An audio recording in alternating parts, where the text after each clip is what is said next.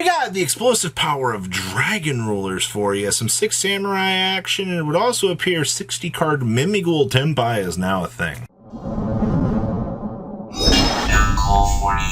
Make sure you guys smash the link crap out of that subscribe button so you guys don't miss out on more Oscar. I know for all of you hardcore dragon ruler players out here, you've probably been trying to find some sort of coping mechanism to decide on the optimal ratios out here. Well, so basically, Sonny said, you know what? I want to play some dragon ruler interactions, but I'm bringing my old dear friends with me. We're going to throw a Horus package in this bad boy. We're going to use Fiendsmith cards, and we're going to build the biggest, strongest pile that we can possibly bring to the game. And you know what? I'm impressed with this.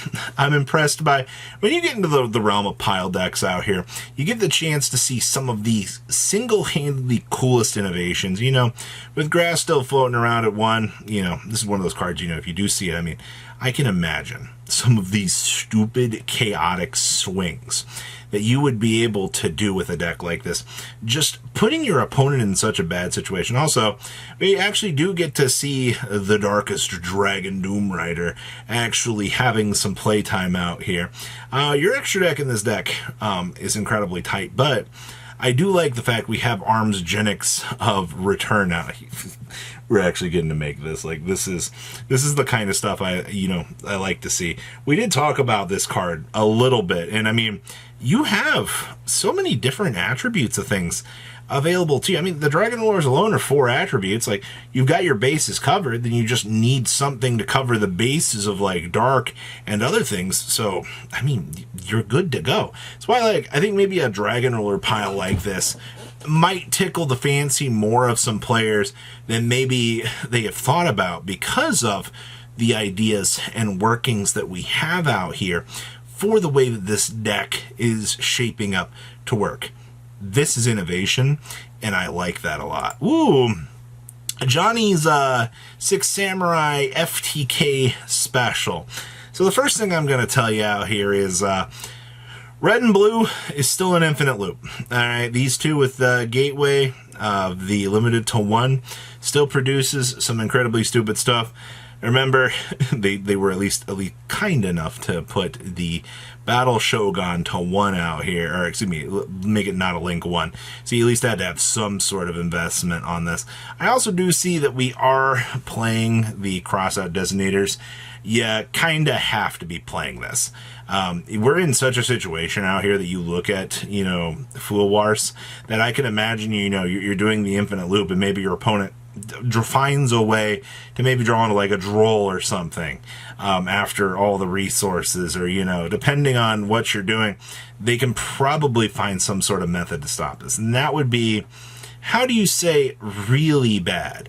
Now, I mean, you're generating infinite resources, but we're not playing the Amazonas out here to do burn, but I mean, we're quite possibly ripping away your hand infinitely. The Saruja draw power. I do like the Amazonas. They let you tribute 2 monsters with red and blue to just burn your opponent. Your opponent's just like, offers handshake duels. Yes, you just literally FTK'd me.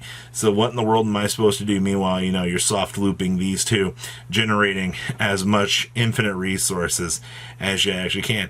If you want to play 6 Samurai Knight right now, I think you've got a couple of ideas that you can do, but the big thing is with 6 Sam, it's an extensive combo deck. You have to be able to do a lot, but if you do get off the ground and you do get the gateway up and running, you're probably going to win the game. It feels that easy. As long as you don't brick, well, you're taking a risk, but okay.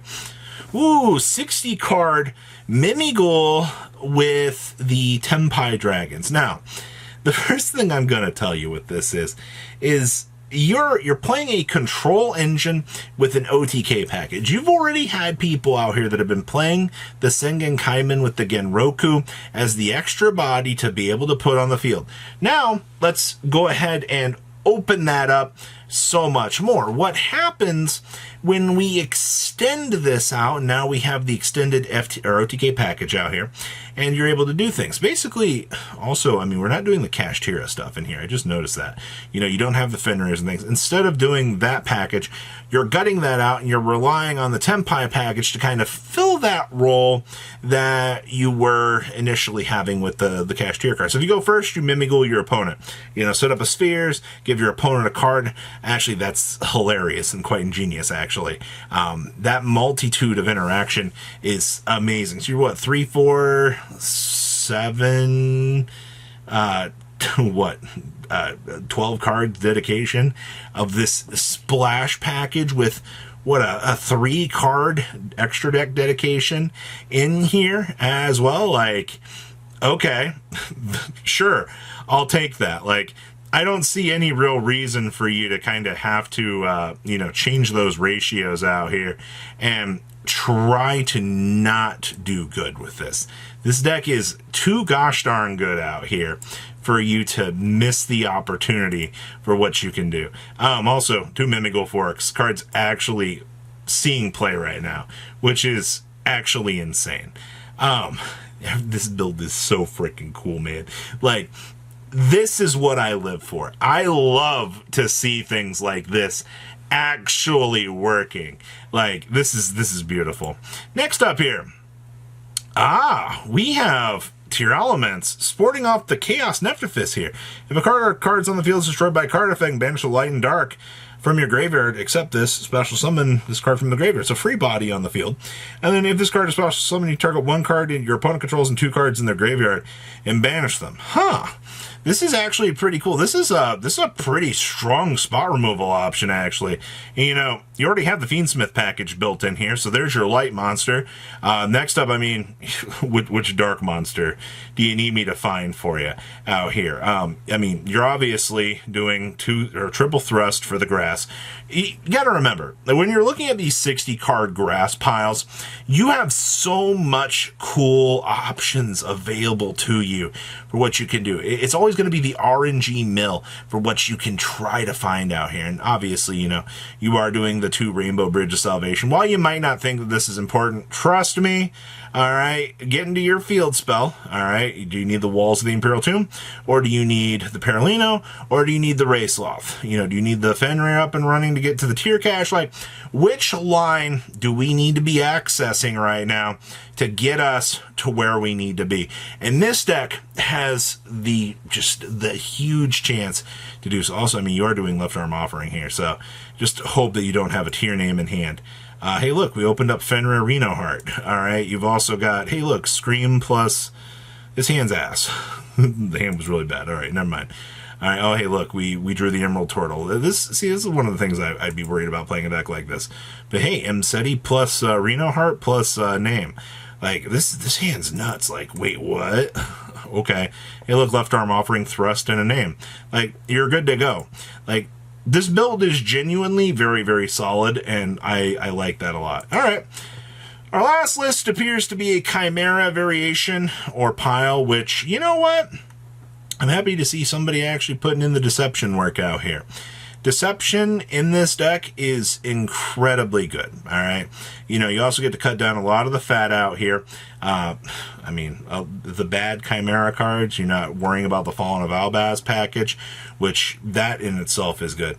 Also, I mean, we're playing Russelago, Mo Regina, and Ilia Sylvia. So, you know, these 3 alone should be covering your bases, but you also get Frankenderp here as well. So, you know, kind of take your poison on which build you want to go down. Also, being able to hard make this is still one of the biggest hilarious things that you can do out here. Ratios for this feels perfect, actually. I have no complaints about this. When you can look at a list like Chimera here and go, hey, these ratios look very figured out. You're not going to have any real problem with this. Even just the 1 Diabellstar, 1 Diablaze, that's fine, all right? You have Wanteds to supplement. I mean, Russelago, if you happen to see the Deception, will get you down the combo line to start off. Like, okay, congratulations. We have done it. Perfection. So, there are a lot of decks right now Alright, we're at the beginning of Reach of the Abyss. I would say probably in about 2-3 weeks, things are going to get very boring with this format, but with that being said, though, we have some things coming down the pipeline that'll be exciting. So please, leave a comment down below, tell me what you guys think, and I'll see your beautiful faces back here later in the day, guys. Peace out. Patrons, thank you.